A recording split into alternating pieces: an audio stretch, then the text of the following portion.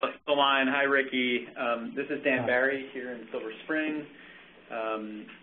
We're going to get started now with the MAPP webinar for today. It's on the topic of the National Climate Predictions and Projections Platform.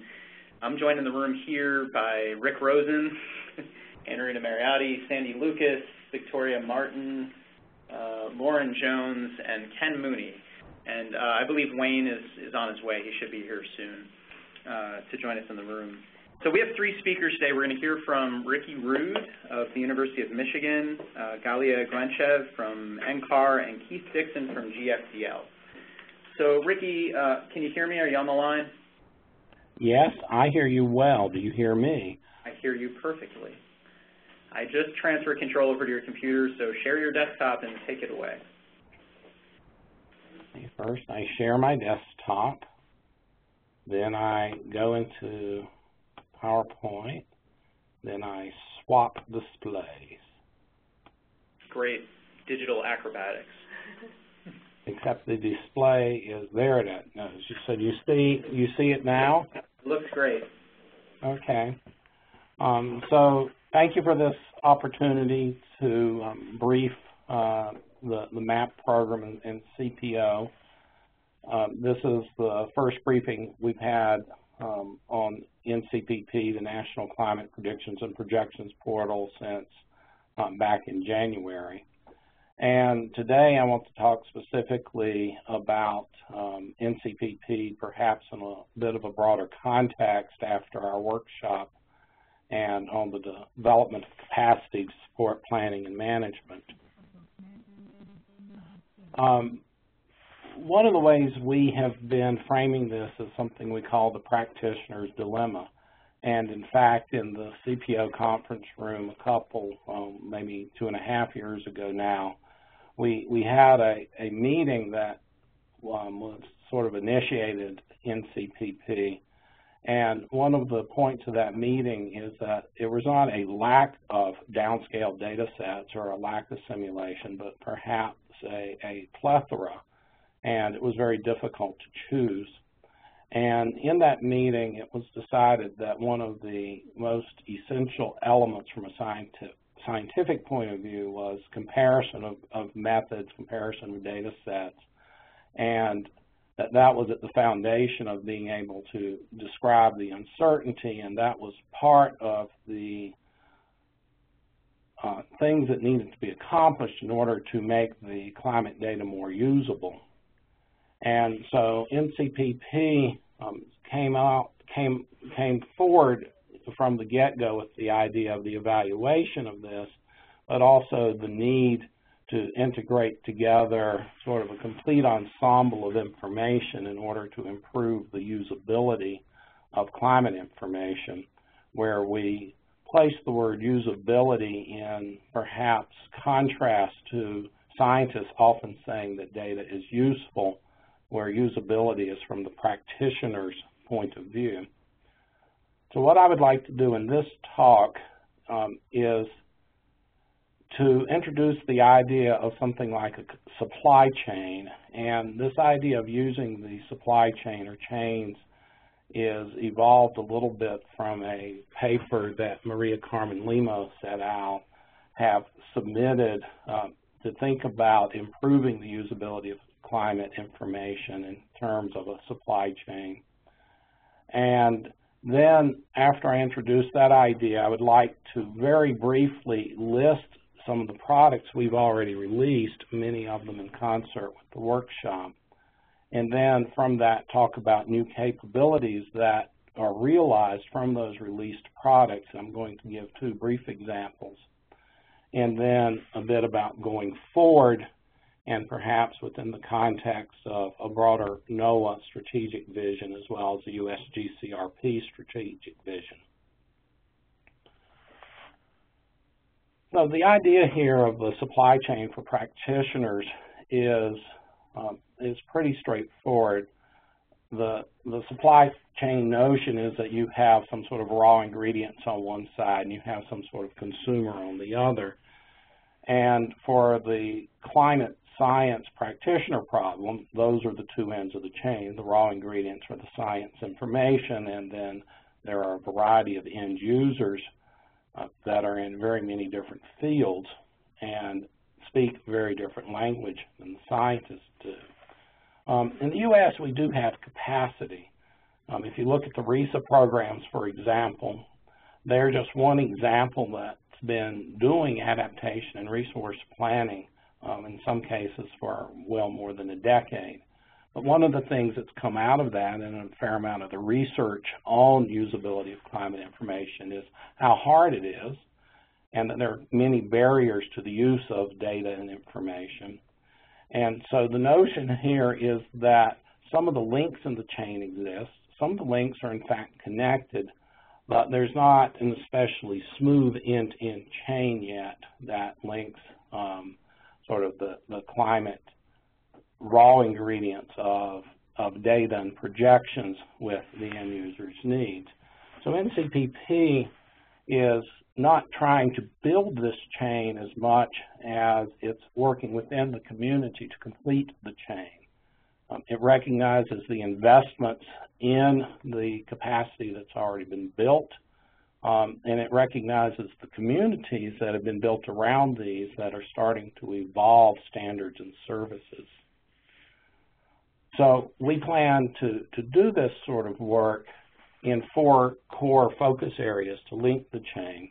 They're in data and metadata access, evaluation and screening tools, translation and interpretation tools, and with the community, the development of standard and effective practice. And all of these things are items that we've heard from the community and from our work with end users that are necessary and often missing ingredients in order for them to be able to use climate data more effectively.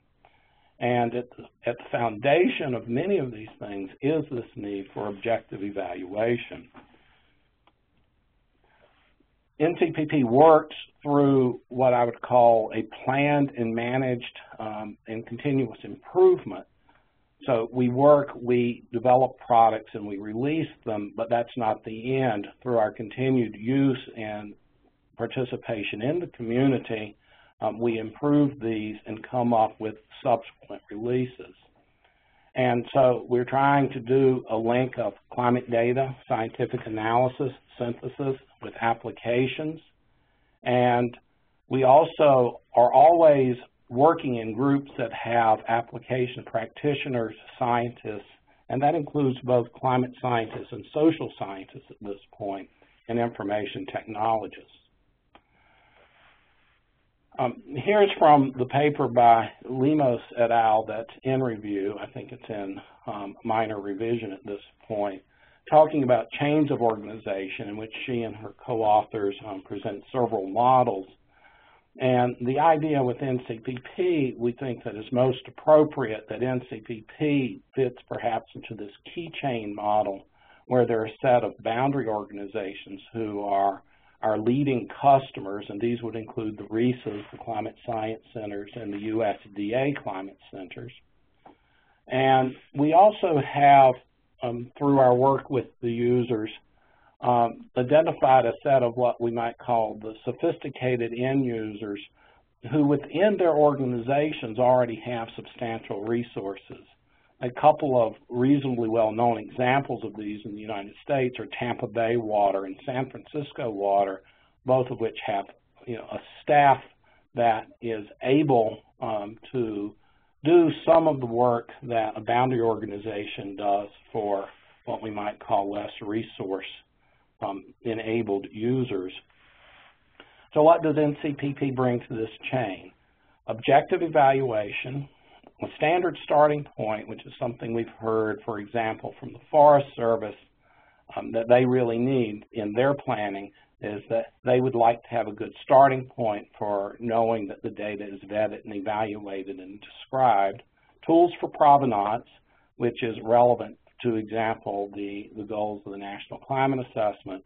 Tools for access, integration of existing capacity which assures reuse of investments and development of new capacity that comes both from the integration and the gap filling that we do.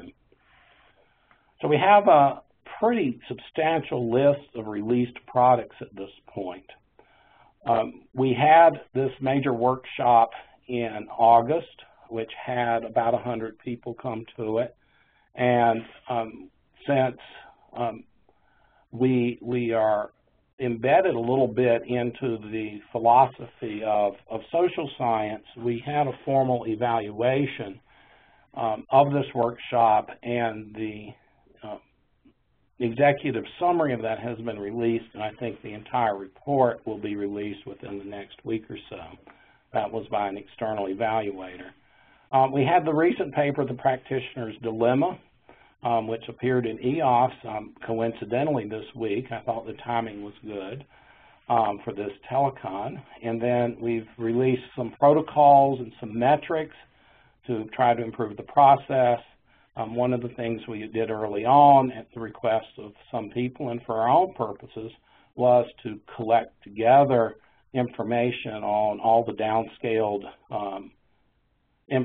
all the downscaled data portals that we could, and provide this as a public service perhaps.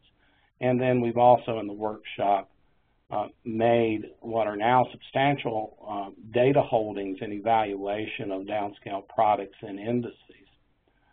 These are supported, complemented, and supplemented by a set of technical products that include Climate Translator, which is in its first release, which helps people to select, for example, the county that they're interested in, or actually put in any arbitrary geography and extract it from the data.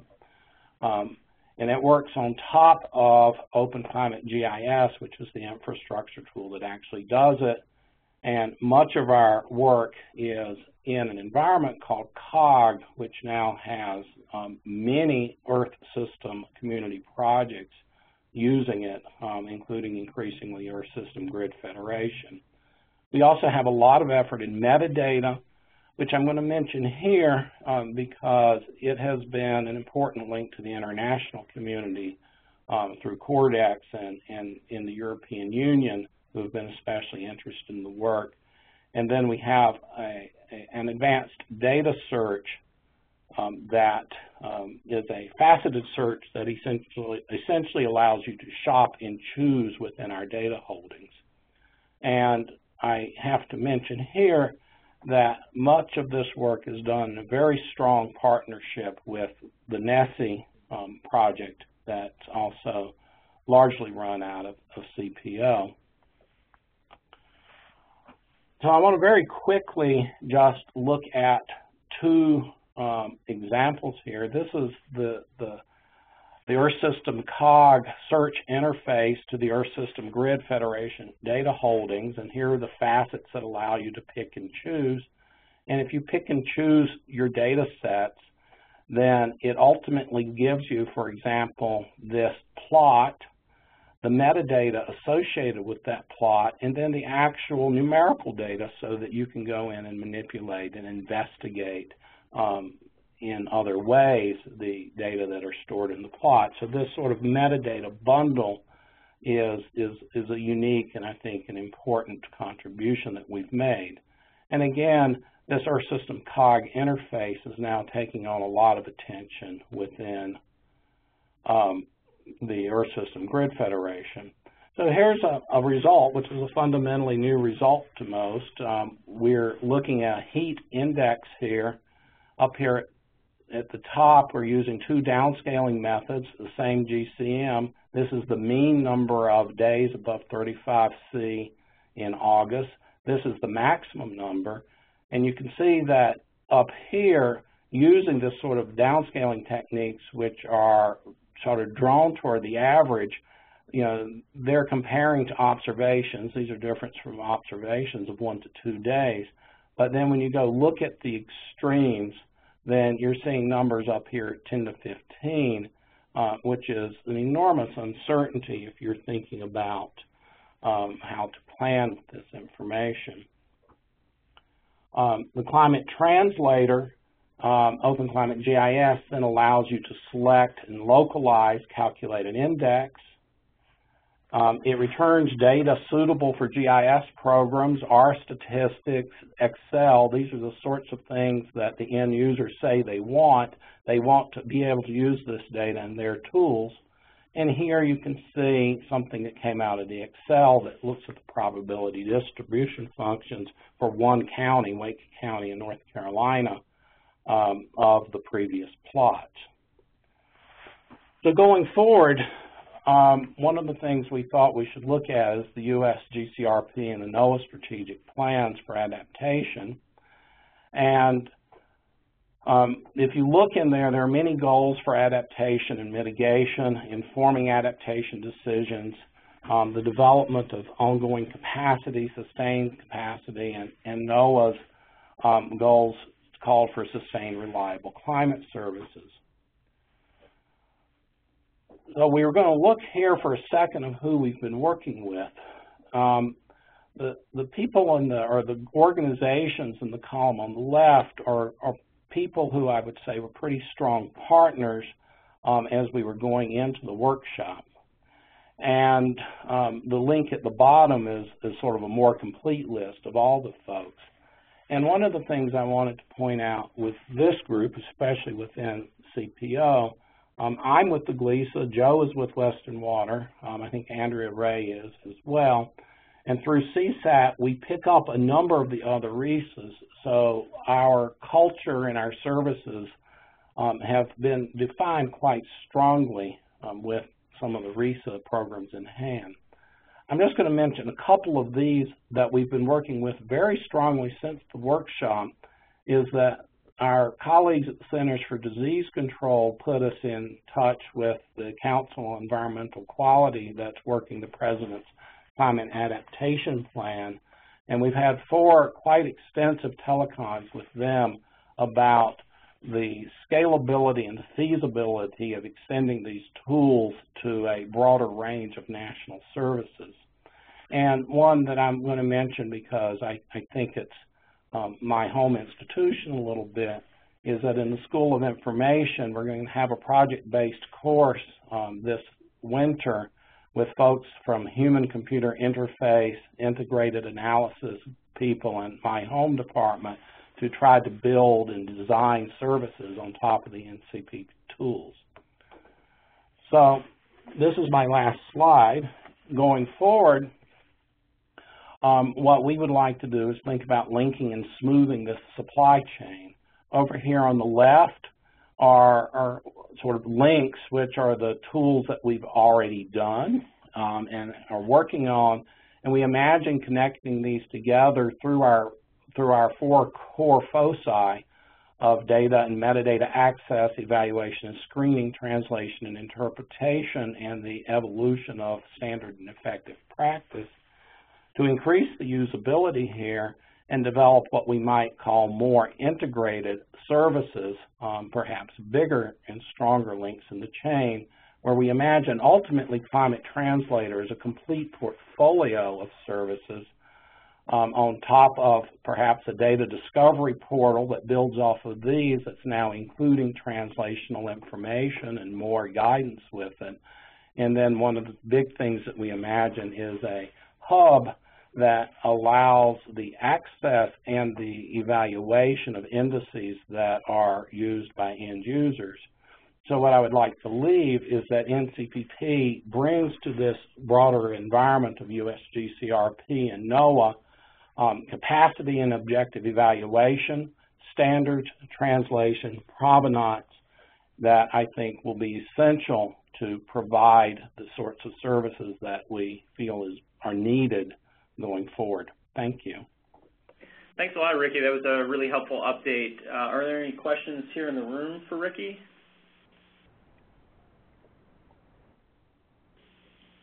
Okay, nothing in the room. So do we have any questions on the phone line?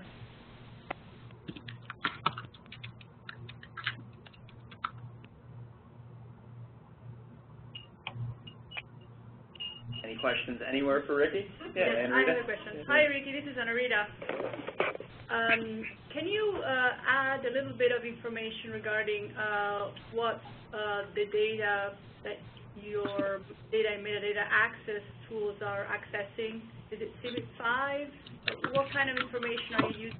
Add a little bit about how you're connecting to the science. I remember your NCPP box, I think it was sort of, there was a cross-cut with the science, and elaborate on that.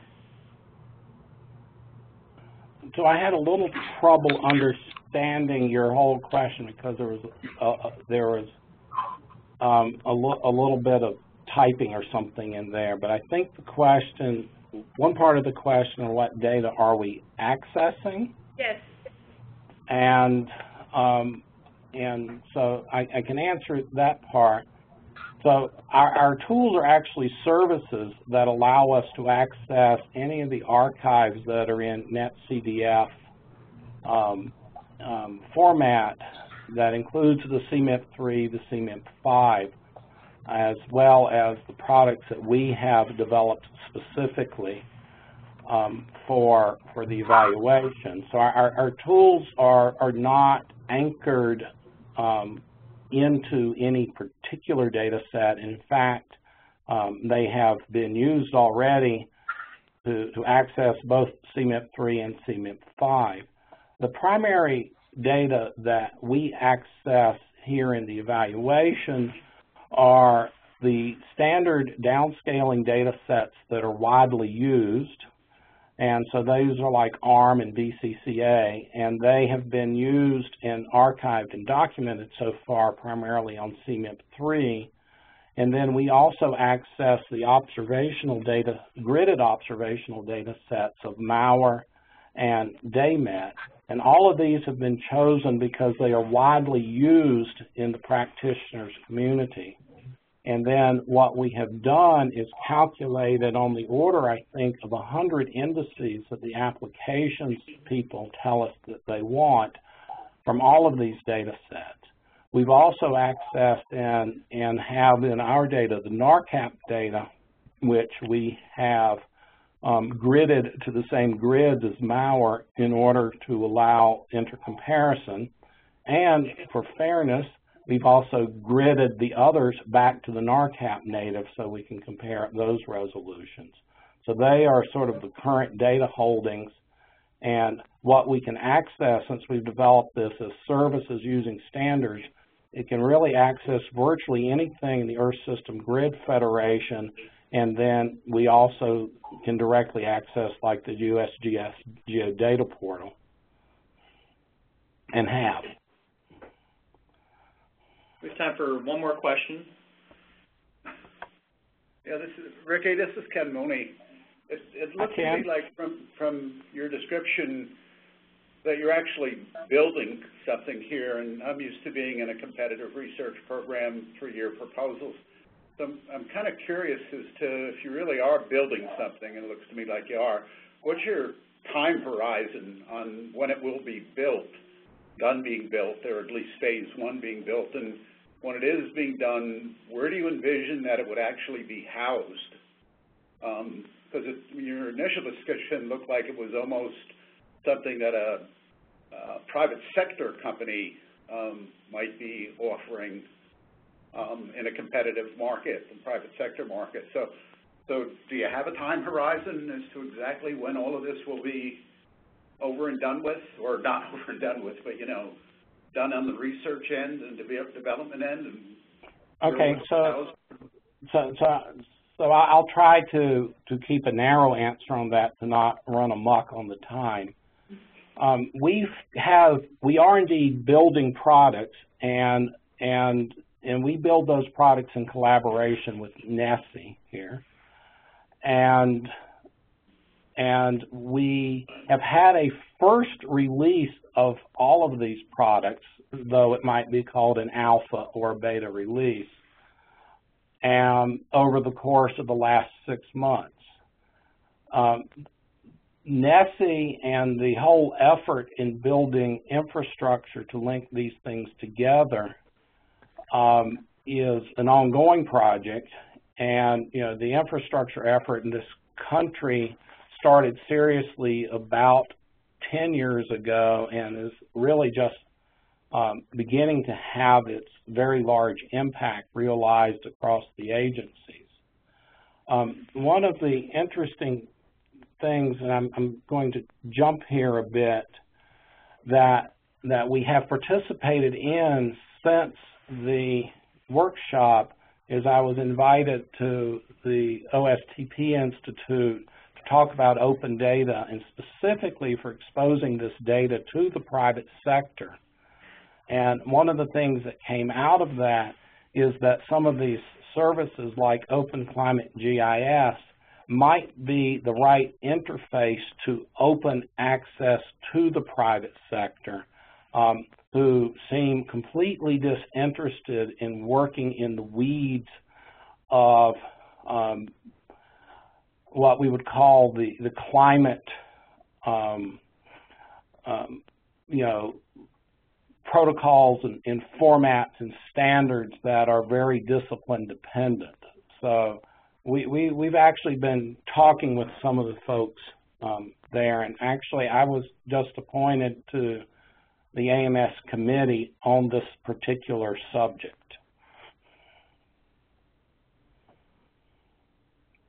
So I hope that answered the question a little bit. Yeah, it helped me out. Thank you. Okay, thanks a lot, Ricky. We're going to move on to the next speaker now, which is Galia from NCAR. Galia, are you on the line? Yes, I'm. Hello. Hi. So I'm going to transfer control over to your computer. Can you see it? Not yet. You got to click the Share My Desktop button. We need to and get out. If everybody on the line would please mute their phone, make sure that your phone is muted, it would be appreciated.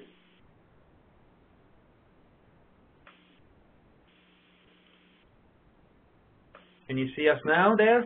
Yeah, yes, we can see you now. Okay, good. Hello, my name is Galia, and I would like to present you very quickly a summary of the workshop on quantitative evaluation and downscaling that took place in Boulder at NCAR here in August 12th through the 16th. It was a very large effort which was supported and produced by the NCPP Core, Technical, and Climate Science and Applications advisory teams. It was a large effort to provide an overarching goal of this large effort to provide a platform for developing community standards for evaluation and translation. My presentation is very short, about 9 slides, and I really would not be able to express within this presentation the excitement and the support and all the feelings throughout this wonderful week that we had in August. But I will try to present as much as possible of that. The talk will focus on the objectives that we had going into the workshop, on some of the organizational details and the main outcomes of the workshop. We were very lucky to be able to bring together different communities for this workshop. We had prominent representatives of the climate science and downscaling communities, of the application scientists for various applications, decision makers, as well as informational technology experts. Our main goal was to produce framework for evaluation of downscaled climate data. We prepared a draft of this, and we presented many of the elements of this framework, but the opportunity to work together and bring this framework from just a document to a standard came during the workshop, where all the groups shared knowledge and experiences together. Another objective of the workshop was to really be able to interpret these evaluations that the framework and the infrastructure are able to provide. And in order to interpret those, we really needed to make sure we understand what are the needs, what are the types of supporting information, we call it translational information, in order to translate this digital climate data for use in applications.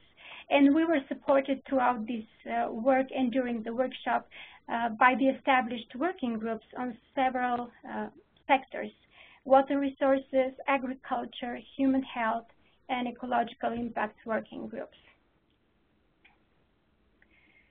The organization of the workshop was centered on the two main communities, the downscaling community and the applications community. The first portion for 2.5 days really were focused on introducing the framework. The first day gave us the opportunity to show the elements, protocols, and the metrics of the proposed evaluation framework.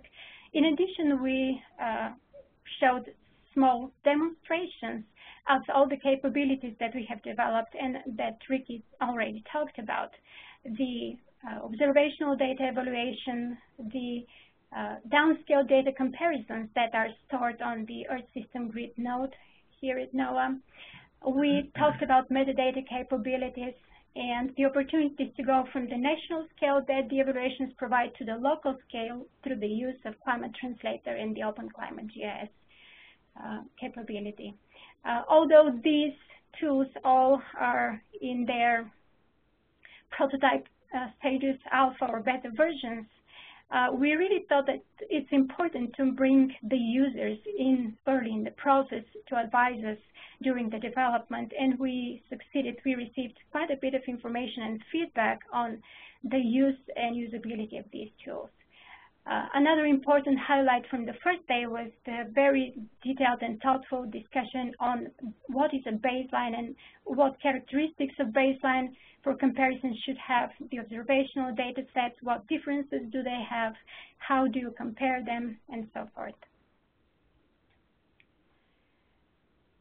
Then the rollout of our evaluation framework happened on Tuesday and Wednesday, and Tuesday really was the main focus of this rollout, where we presented the 3 types of protocols and highlighting 2 of them, the observational, which allows you to compare a downscale data set to a specific observational baseline for a historical period, and the perfect model, which elucidates major assumptions for statistical downscaling.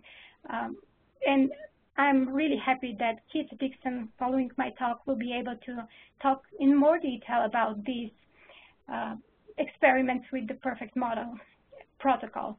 Finally, the idealized scenarios allowed us to dig further into the details of a method.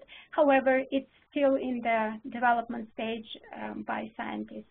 So it was demonstrated, but not really showing the full capacity.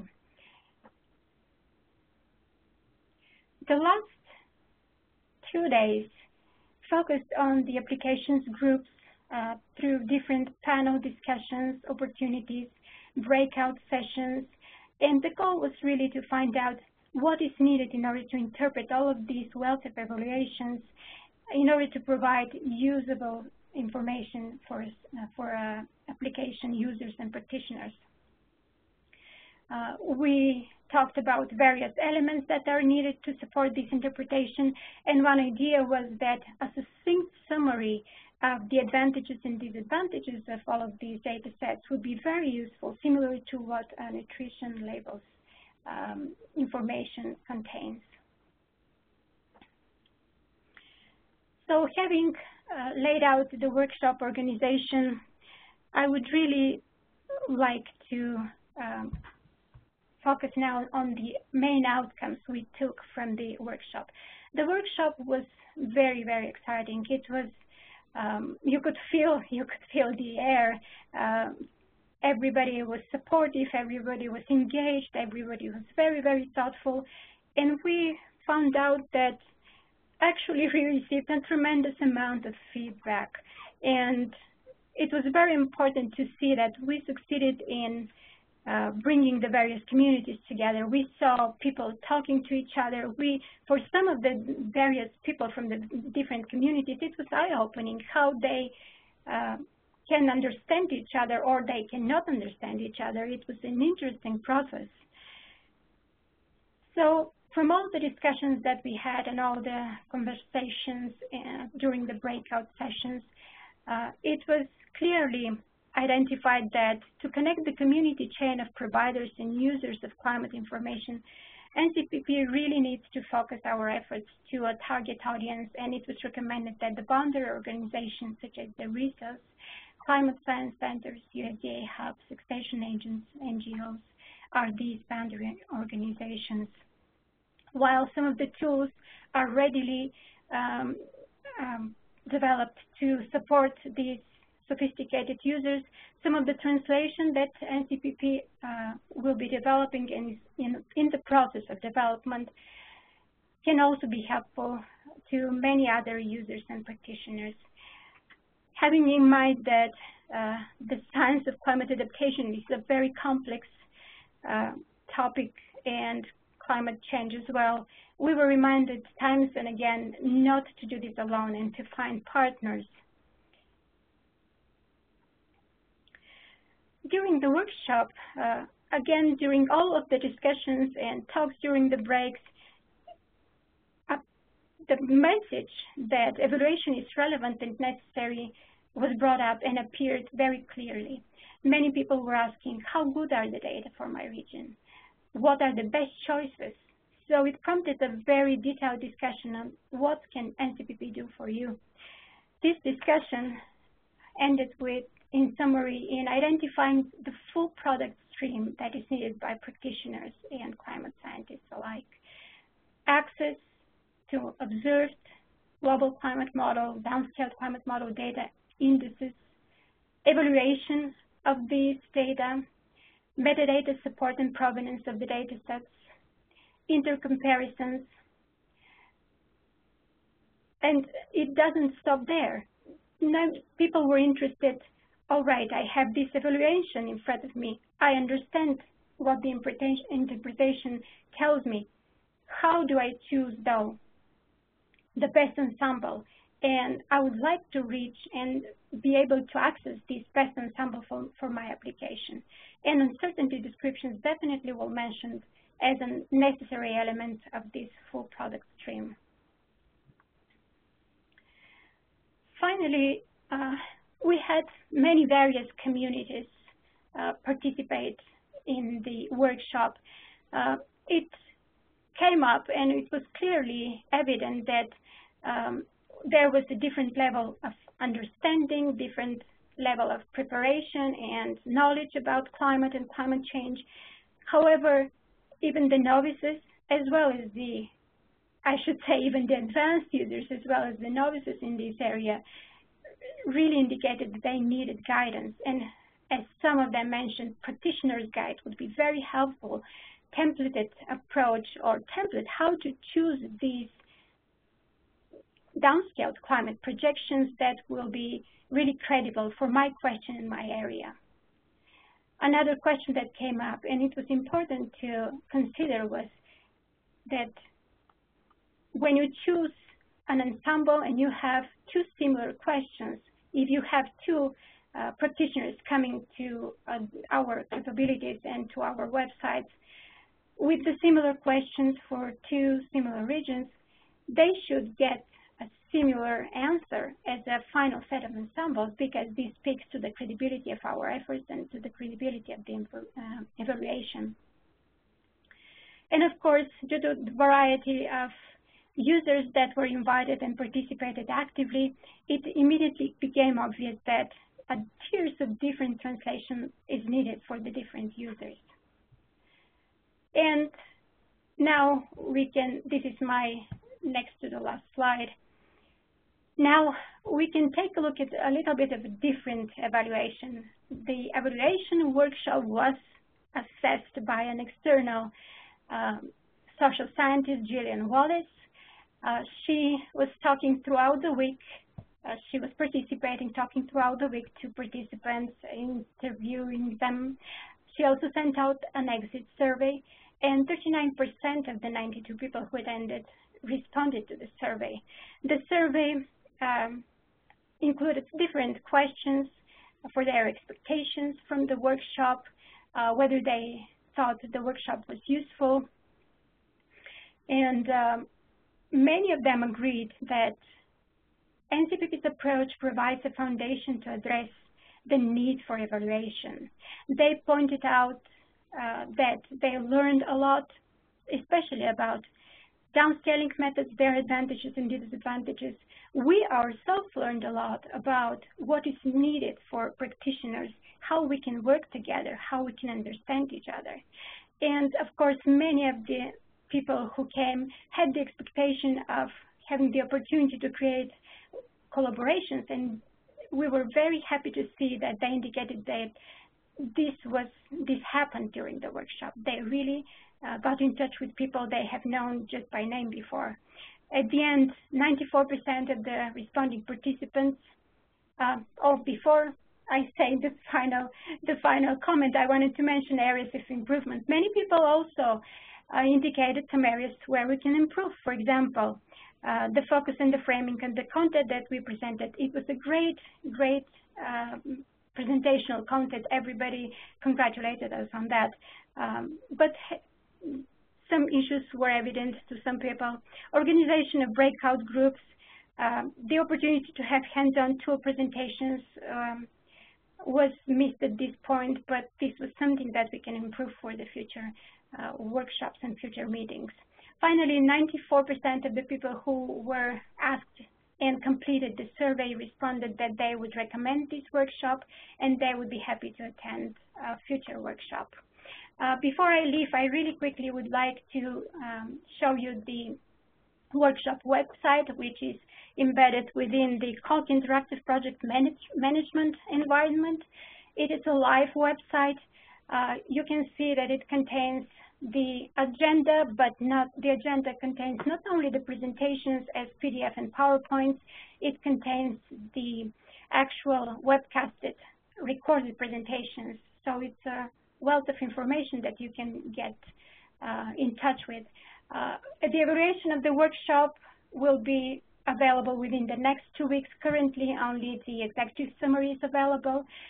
The workshop tools can be accessed through a section called Workshop Tools, and in addition, on the right, you can see the access to the advanced data search. And finally, all of the discussions for the working groups breakout sessions are recorded and summarized in these outcome wiki pages that the last oval is pointing to.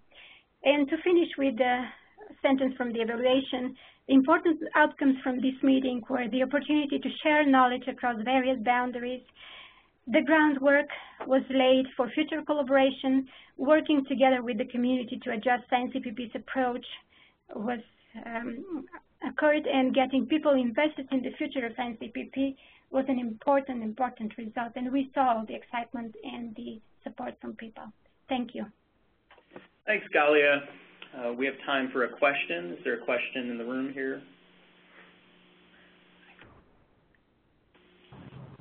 Okay, is there a question on the phone line?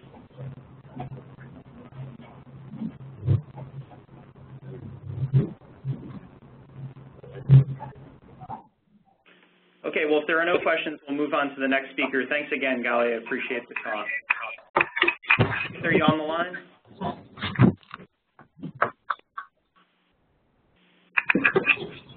Keith, are you there? Yes, I am. Can you hear me? Yeah, I can hear you. I'm going to transfer control over to your computer.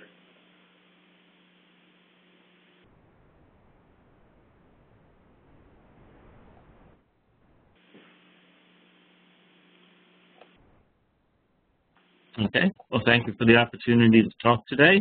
15 minutes to go over one element of what has been mentioned a couple times before. That part of the piece of the puzzle that's been referred to as the perfect model, evaluation of the stationarity assumption and statistical downscaling, or sometimes how we put it is the past performance of a statistical downscaling method, an indicator of how well it'll work for future projections. So here I'm just noting that this presentation coming from me at GFDL has actually come as a result of some work that was evolving in two different places, and I now guess is now co-evolving. That some of it's being done with collaborators from GFDL, also Catherine Hayhoe and Ann Stoner, who are at Texas Tech, who bring statistical downscaling expertise. We've also recently had a postdoc join us, being funded by University of Oklahoma, and that all is occurring under the banner of the South Central Climate Science Center, which is funded by the USGS. and we've also now really enjoyed being integrated within the support that's been received from the Climate Program Office and the NCPP effort in general.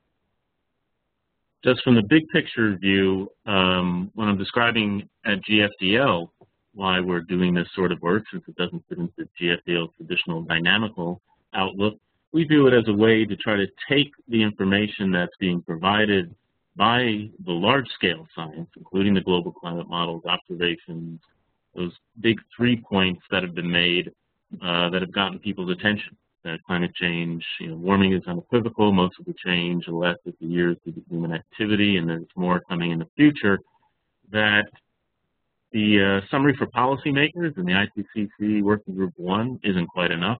Putting our global data sets from the GCMs out on archives isn't enough for everyone to be able to make well-informed choices. That there's a process that occurs that I'm describing here as a translation and scaling element that often needs to be done in order to take the output of the global climate models, especially when used as projections of the future, to get the data sets into a form that's suitable for use in climate impact analyses.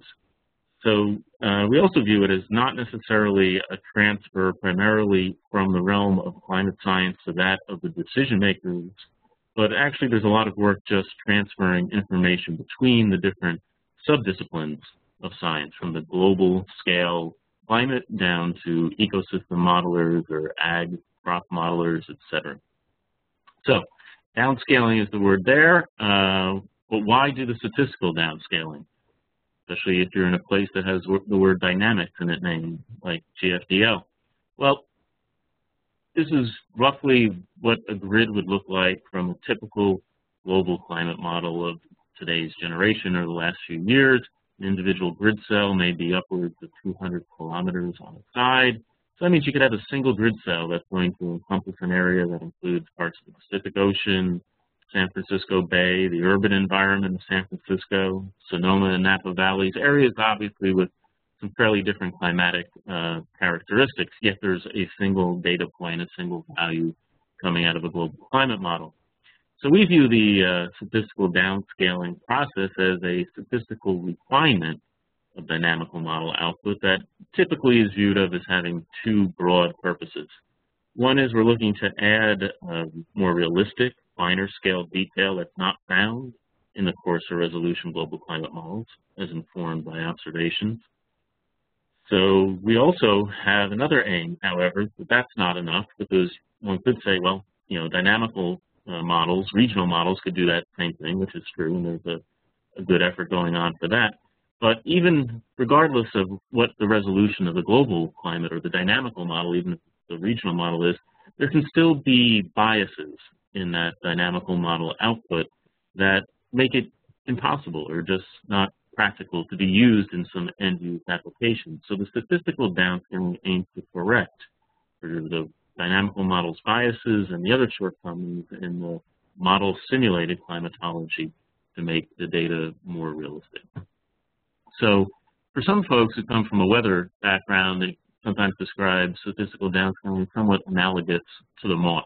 Not in the details of the process, but there's really a very wide range of statistical downscaling methods, from some that are very simple up to ones that are incredibly complex with the machine learning methods, artificial intelligence, neural nets, and a whole lot in between.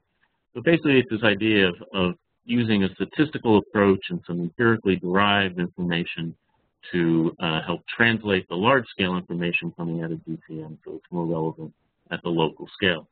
And it's also generally going to be assumed to be a value-added product.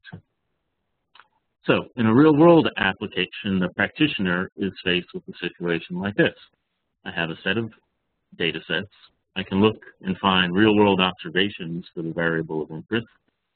Here indicated as 1979 through 2008. You can also have a GCM simulation for the same time period.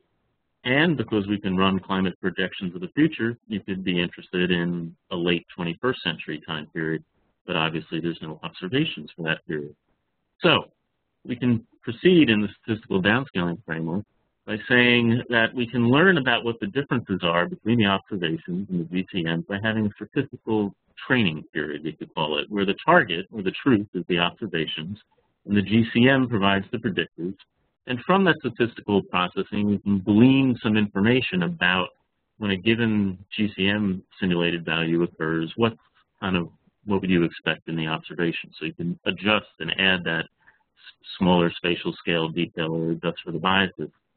So we can do that and test things within the historical period for which we have observations. You could do a method like cross-validation. You can derive the equations from the training period. Perhaps you do the training on the first half of the time period, and then test it during the second half of the period by inputting the GCM output into these equations that have been derived, these transform functions that are the statistical downscaling process, and then compare them with the observations, see what the errors are, see how much skill is there.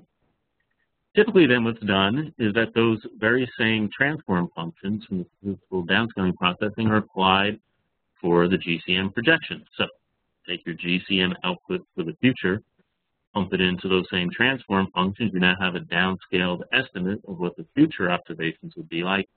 But how well is that performing? You can't figure out what the skill is simply because you lack the future observations. So this is what we're referring to as the stationarity assumption that is built into this application of statistical downscaling for projections.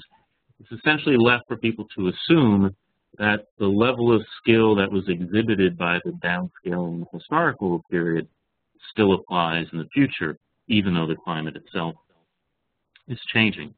So our perfect model experimental design attempts to address this in a somewhat idealized framework by using some different data sets in a way that will allow us to begin to probe and quantitatively assess how that stationarity assumption holds or where it might fall apart.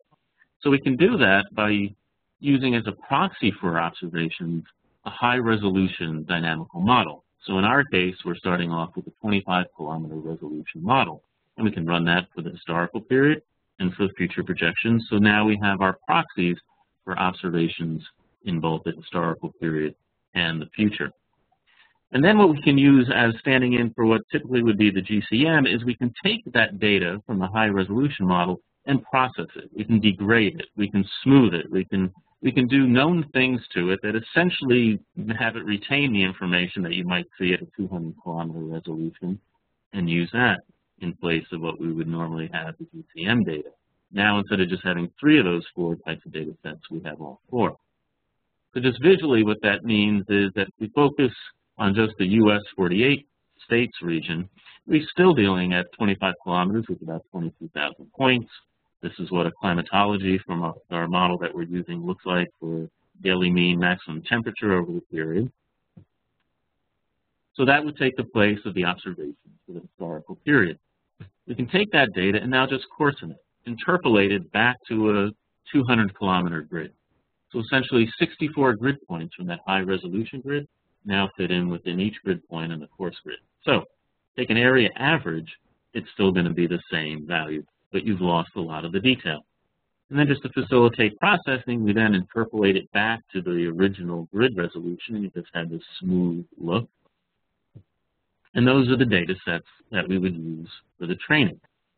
Truth is represented by the high-resolution model, and then in the lower left-hand corner, the smooth data that's standing in, the degraded, coarsened version. Now we can do the same exact thing for a simulation of the future. You're looking at temperature, the maps get more orangey and red, showing a large amount of warming for the scape that we're looking at. In the upper right-hand panel, that's our proxy for the observations, the high-resolution GCM, and then the degraded version is what stands in the GCM in the future. So with these data sets now, in this perfect model framework, for a wide range of variables, we can go through and perform the downscaling. I just want to point out here that as part of this effort, we're looking to not just do this work at DFDL, but to expand it, to promote it within the community in line with the NCPP desires and efforts. And there's 2 ways to do that. One way we're doing it is that sets of these data sets that we've performed and that we're using in our own perfect model analyses are being made available for others, statistical downscalers, to download so they can test their own methods that way. So we can view this as the data to code method way of expanding these experiences. But we also invited statistical downscalers to share their code with us, and then we can incorporate it into our perfect model framework and test it more fully here. That could be the code to data approach.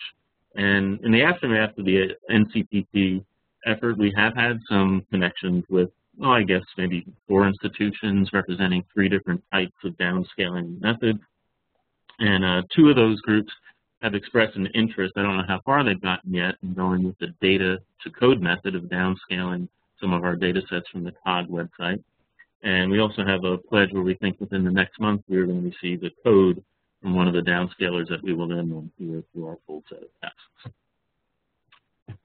Anyway, so the point is that within this framework, why the perfect model has this extra ability to test the stationarity assumption is that when we run through the whole experimental design, now when we apply the statistical downscaling transform equations that were developed during the training period using the historical data, and then put in as input the Corson data from the high-resolution model to produce downscaled estimates of future, instead of saying, well, we don't know how well that holds, we can now directly compute the skill of the downscaling method of recovering the high-resolution data by a comparison of those data sets.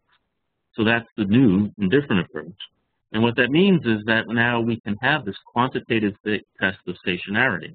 We can compute the skill of how well the method performs in the historical period, the same general period that you had the data when you developed the training and hence the transform equations. And then you compare that with the skill represented for the future projections. Now, stationarity would hold if the skill is the same in both. But to the extent that the skill is reduced for the future projections, that the errors would be larger, then that would be a quantitative measure within this framework of the extent to which stationarity does not hold. So some might ask how high a hurdle that this approach presents, and we've done enough tests now that we can see that it varies a lot geographically, by the variable of interest, temperature is easier than precip, by the season, and by the amount of response, and more importantly, by the different kind of techniques that are used. So just a quick summary of some results to kind of show what we can learn from this. If we look in the historical period when we do the cross-validation for one particular downscaling method over the continental U.S., a typical mean absolute error for daily maximum temperature is about 0.8 of a degree. When we then apply that to some end of the 21st century projections, here we see the errors increasing by about 40% for the case where there was on average about 7 degrees of warming, so it's end of the century high emission scenario. And then in another situation where there was about 5 degrees of warming, the errors increased by about 20%. So the stationarity assumption does not hold perfectly. Whether or not those 20 or 40% differences matter, that's not for us to decide. That's probably application dependent. Thus far, we've heard some people who come back and say, ooh, you know, that's a big problem. I didn't realize that. I had been assuming the skill would remain the same. While others have said, well, you know, that's actually not so bad. The actual values aren't terrible. So it's up in the eye of the beholder. I mentioned that the errors vary geographically. Here's a map showing that the mean absolute error averaged over the whole year at different geographic regions. And for the method that we were testing here, we noted that there happened to be an increased error, especially along coastal regions, something that we're investigating in a little more detail. There's a couple competing hypotheses on just why that occurs. We also found that there was a seasonal variation in when the largest errors occurred. Here we see a ratio between future projections and their errors in the downscaling method divided by what the error was during the historical period.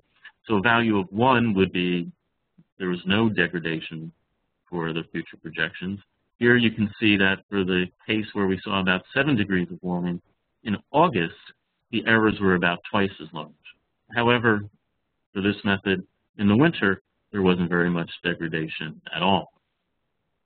We dug in just a little deeper, because again, I'll remind you as we finish up, this is for one method. Here I'm showing 31-day running means as well. But then we dug in just a little bit deeper. Instead of doing it, looking at 31-day running means, what if we look at the day-by-day errors? We end up seeing this interesting sawtooth pattern, where we dig in just a little deeper. If we look at, for example, just April, day by day, we can see that during this transition month, the errors for the projections of the future of the downscaling increase in time throughout the month, from the cool to the warm, and then drop again. So we dug in a little bit to just how this method worked, and it turned out for each method there was a set of transform functions computed as part of the downscaling. And for this method, the way that was done is they took the data from April, plus or minus 2 weeks, to create a window over which the training was done. The idea of adding some couple weeks on either side was to get a larger sample, to better sample tails of April. And if we have a case where you think about it when climate warms a lot, we sometimes refer to it, well, you know, it's like the seasons shifted 2, 3, or 4 weeks. And that's what happened here. So with that training approach, if the seasons more or less shifted 3 weeks, for example, an early April time of year would now be more representative of late April, well, that was still within the training period and the equations held fairly well. But for those late April days, well, we're now more like what used to be in May or late May, and that was essentially conditions and temperatures that were outside the range of what was included in the training, and the errors were larger. So I mention this because this information was then conveyed back and forth with the developers of this method, and they've already instituted some changes in the way they define their windows, and now their newer, refined version of their method has lower errors. So it's fed back and created a better product. So that's kind of where we're at in a nutshell. We're going to be testing more different statistical downscaling methods. We're going to be looking at different variables. I just showed some temperature ones here. And we're also using, as mentioned before, synthetic time series in order to evaluate and test the methods in somewhat different ways. And we're always looking for more. So here in the final slide, I just list what the goals of my presentation were. Hopefully I hit a couple of them. And there you can find more information on the web page listed at the bottom. Thank you.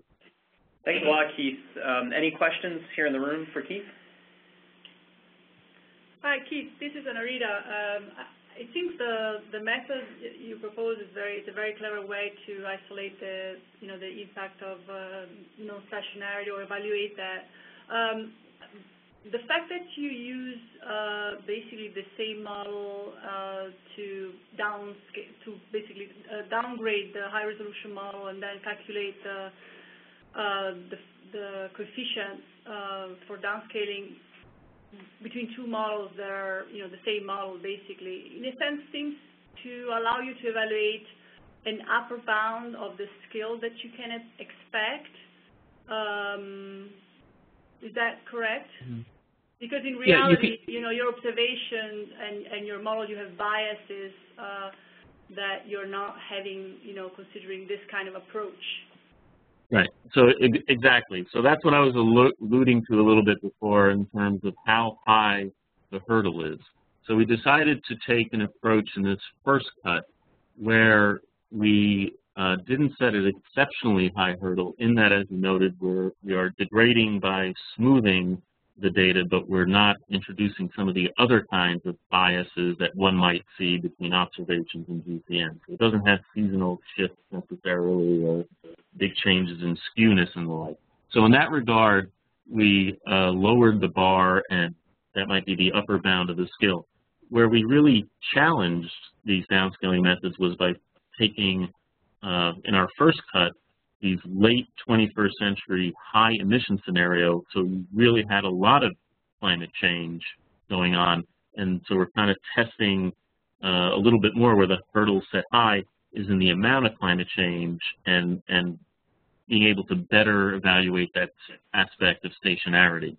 In our plans for the future, we're going to look, going along these different directions. And I didn't mention them, but we're thinking of here in the lower right-hand corner, one could alter the GCM output based in known ways to raise the bar, introduce skewness, shifts in season, or via the use of synthetic time series, we can test these methods without necessarily using 22,000 data points, but a smaller set in some of the ways you described, based upon what we see by comparing observations to other models. So So that's in the plans. Okay, thanks a lot, Keith. I think since we're a few minutes past 3 now, we'll adjourn. I'd like to thank all the speakers today. Very interesting to hear what's going on with NCPP. I appreciate you all taking the time to speak, and thanks to everyone who attended. We have another MAPP webinar next week. This is not becoming a weekly event, don't worry, but we have another webinar next Friday, the 22nd, from 11 a.m. to 12 p.m. It's on the topic of drought research and information supporting preparedness, and this is going to be jointly hosted with the Climate and Societal Interactions Division here in CPO. We're very excited to have 4 speakers. We're going to hear from Mike Hayes from the National Drought Mitigation Center, Marty Hurling from NOAA Earth System Research Lab, Mark Schaefer from the Southern Climate Impacts Planning Program, which is a NOAA RISA, and Eric Wood from Princeton University. So we're going to be getting kind of an end-to-end perspective on drought research, all the way from the physical science aspect to the information usage and adaptation planning. So again, thanks everyone for attending today. I hope you'll come back for a future MAPP webinar, and have a great week.